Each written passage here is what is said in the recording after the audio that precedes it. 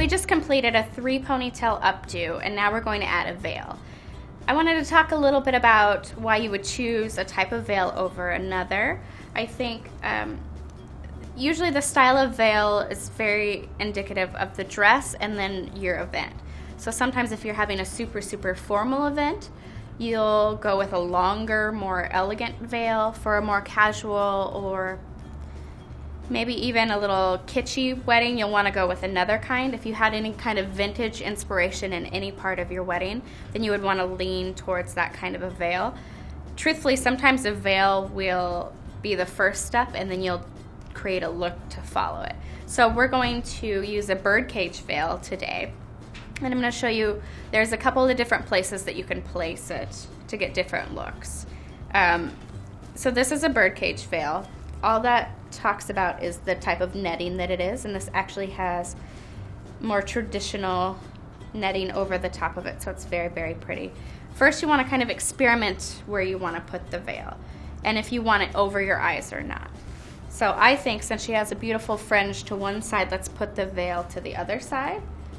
I was initially thinking to do it kind of low back and keep it out of her eyes, which would be very cute. So you're almost balancing shape. So this is a little heavier on this side, so we're gonna make it heavier on that side. Then I think that's too low. I'm gonna go a bit higher so it just drapes casually over her eyes. So what you're gonna do after you've picked your place that you want the hair, if your hair has most of them are sewn onto a little clip here. You want to detangle that first. And then going with the round of the head, you want the round of the comb to go also. But you're going to actually stick it in the opposite direction first. So taking the clip on the curve of the head, you're going to place the clip, go opposite direction and then the right direction. Then you're going to just take and pin that into place with 2 bobby pins, one on either side. But feel free to use more than that if you feel like you need it. One on one side, one on the other side until you feel like it's nice and secure. Then you're going to want to place the veil carefully into place. I wanted to show you the birdcage veil because it doesn't have to just live wherever you want it to. You can also take and cinch pieces of the veil and bobby pin those. So now that I have the veil in place, I'm going to adjust it. One thing I'm going to do is I'm going to have my bride go ahead and just grab the very front of the veil because that's where I want it to be. And I'm going to play with the shape a little bit. I'm going to see if I want it lower, I want it higher, I want it more fanned out. In this case, I actually want to bring it in a little bit tighter.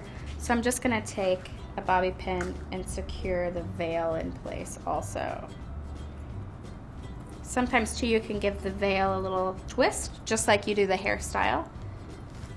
Take your bobby pin, stick it into place, and then you'll want a double bobby pin everywhere that you do that too.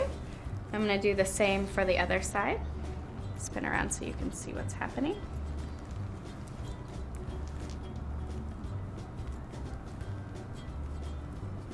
Making sure everything is nice and in place.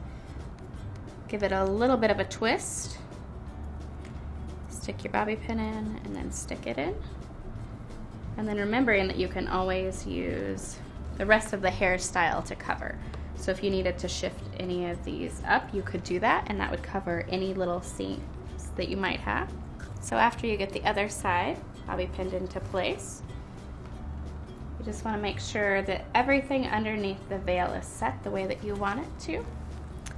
And that is how to put in a veil with our 3 ponytail look.